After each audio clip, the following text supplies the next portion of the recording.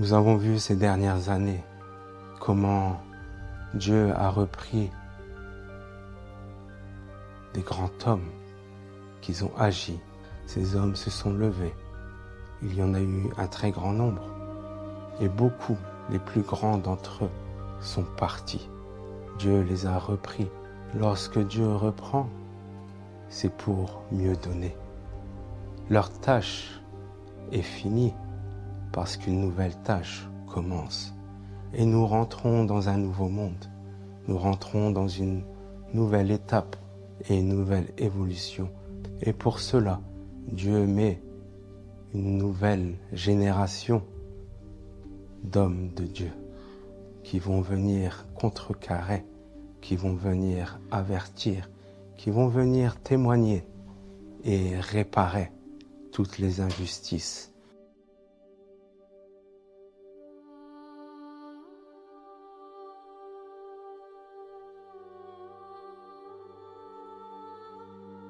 أعوذ بالله من الشيطان الرجيم بسم الله الرحمن الرحيم اللهم صل على محمد وآل محمد اللهم صل على محمد وآل محمد. Au nom de Dieu, Ar-Rahman, le Clément. Salutations fraternelles à tous. Aujourd'hui, avec vous, j'aimerais présenter tout d'abord mes meilleurs vœux pour cette nouvelle année. Nous sommes en début janvier et il est bon pour nous de faire un petit bilan de l'année qui s'est écoulée et essayer d'avoir une petite perspective de l'année qui va arriver. L'année 2025, celle qui vient de s'écouler, a été pour nous une année de transition. Et cette année 2026, elle va être également pour nous une confirmation de cette transition. Nous avons vu cette année comment le monde est devenu encore plus d'injustice, encore plus d'iniquité, encore plus de folie. Et cela, malheureusement, n'est pas près de s'arrêter. Nous arrivons dans une année difficile pour ceux qui ont foi en Dieu et pour les hommes de manière générale. Nous voyons que le monde dans lequel nous vivons est dans une guerre perpétuelle. Les foyers de tension au niveau géopolitique se font ressentir de plus en plus, que ce soit la Russie avec l'Europe, le Moyen-Orient et l'entité sioniste, et aujourd'hui, nous le voyons clairement, les États-Unis avec l'Amérique latine, avec ce qui vient de se passer au Venezuela, que nous condamnons fermement. Ils mettent pour eux, ils ont érigé ce monde dans lequel nous vivons avec certaines lois, des lois qu'ils ont eux-mêmes promues, mais qu'ils violent constamment, qu'ils s'en éloignent constamment. Les défis d'aujourd'hui ne sont plus les défis d'hier. Aujourd'hui, le défi d'Iblis arrive à maturité. Cette transition que nous voyons tous à travers les événements extérieurs ou intérieurs nous montre une chose essentielle à comprendre. Je dirais deux choses, mais l'une est compréhensible à travers l'autre. Tout d'abord, prendre conscience que nous sommes dans un défi qu'Iblis a imposé à l'homme. Et cette conscience commence à travers l'histoire de l'homme. Iblis, lorsqu'il a refusé de se prosterner devant l'homme et qu'il a demandé un temps à Dieu pour le séduire, il agit à travers notre monde. Il nous fait perdre notre temps, il nous fait oublier ce que nous sommes et ce pourquoi Dieu nous a créés. Et il nous séduit. Et il veut nous séduire de la même manière que lui a été séduit. Qu'est-ce que cela veut dire? Iblis a été séduit par sa nature. Sa nature qui est d'évoluer à travers une expérience, une évolution, une compréhension, une analogie, un raisonnement. Et cette évolution, c'est ce qui l'a séduit. Et il veut séduire l'homme de la même manière qu'il a été séduit.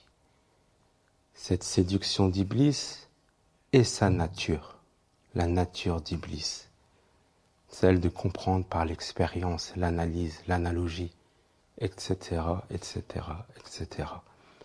Mais la nature de l'homme n'est pas la même nature qu'Iblis.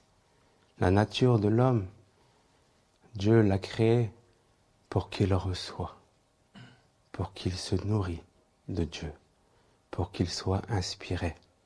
Il n'a pas besoin d'évolution, il n'a pas besoin de compréhension extérieure pour comprendre les choses. Il n'a besoin que de l'inspiration. Lorsque nous comprenons cela, nous comprenons le défi d'Iblis, mais pour comprendre comment Iblis nous défie et nous séduit, nous devons reprendre l'histoire d'Iblis. Pourquoi? Parce que l'histoire d'Iblis nous montre comment il va s'y prendre pour nous séduire. Au commencement, Iblis était un simple génie. Et il avait un seul objectif à atteindre, celui d'être parmi les rapprochés, d'être dans l'éternité. Et toute sa vie, toute la planification qu'il a faite dans son expérience et sa vie, était pour atteindre cet objectif, d'être dans le pléron des rapprochés. Et toute sa vie, certains disent 5000 ans, d'autres disent 50 000 ans, il a adoré et il a travaillé pour atteindre cet unique objectif avec le tawhid du moi.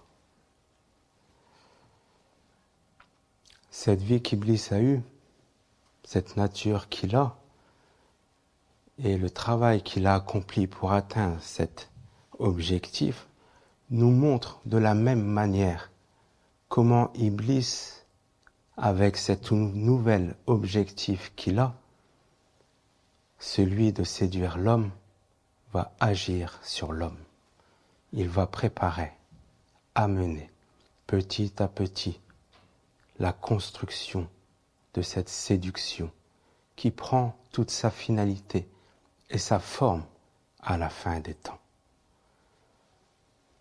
Lorsque Iblis veut nous séduire, veut séduire toute notre humanité, il nous amène son outil indispensable pour cela, qui est l'intelligence artificielle. Cette intelligence artificielle qui va séduire l'ensemble de l'humanité, hormis ceux que Dieu aura choisis. Pourquoi elle va le séduire?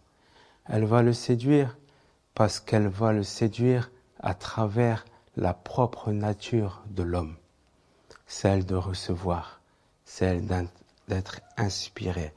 Car l'homme au commencement est omis. Et c'est par le fait qu'il soit omis qu'il reçoit de Dieu.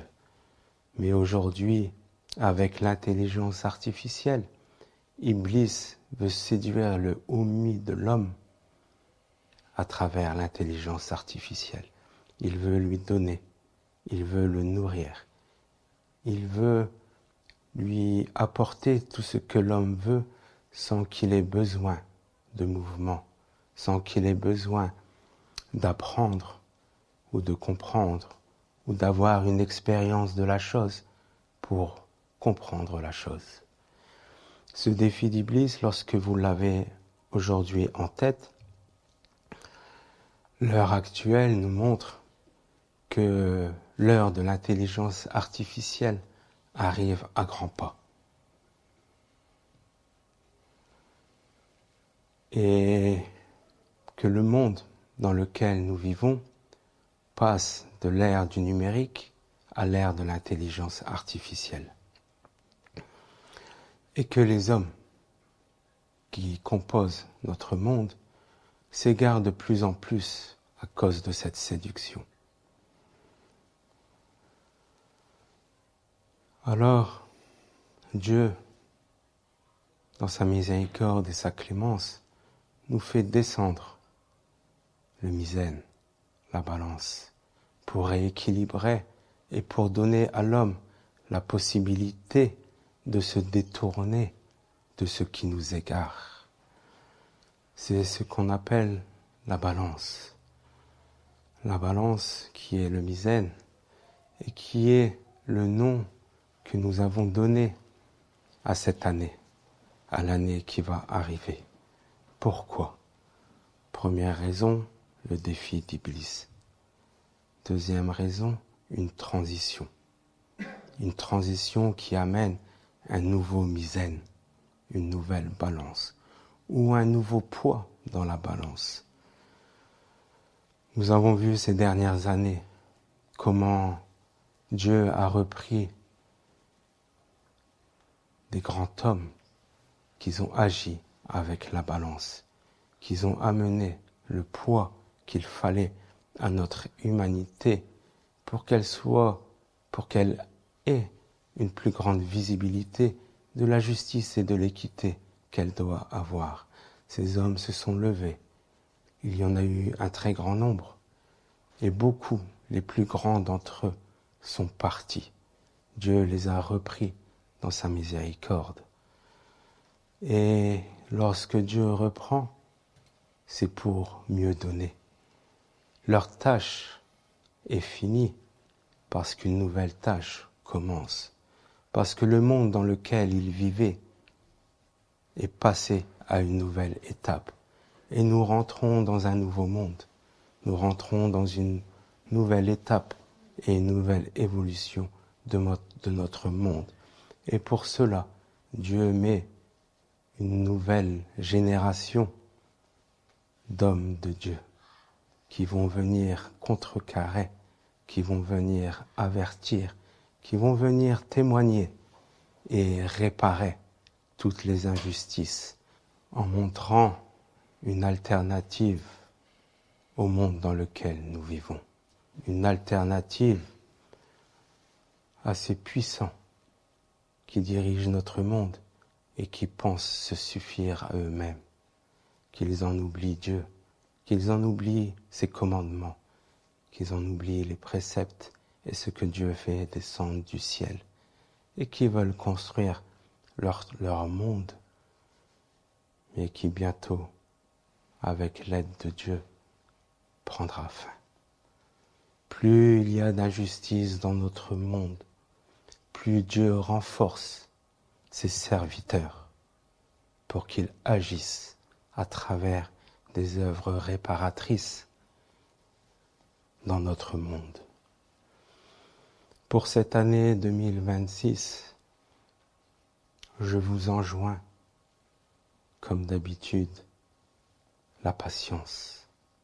Je vous enjoins l'endurance et je vous enjoins de rester ferme dans l'engagement que vous avez pris auprès de votre Seigneur. Que la paix et les bénédictions de Dieu soient sur vous.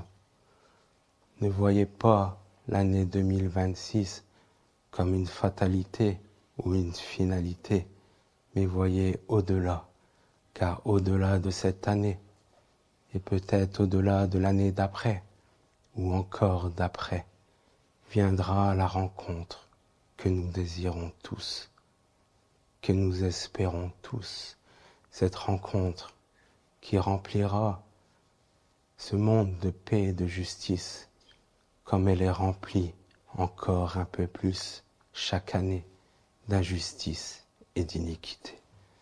Que la paix de Dieu soit sur vous, mes frères, juifs, chrétiens et musulmans. Et revenons pour cette année à une parole commune, une parole de vérité, une parole qui nous éveillera et qui nous amènera tous ensemble vers la rencontre du Messie, fils de Marie, et de l'imam du temps, l'imam Mahdi, fils de Fatima. Salawat ala Muhammad wa ali Muhammad.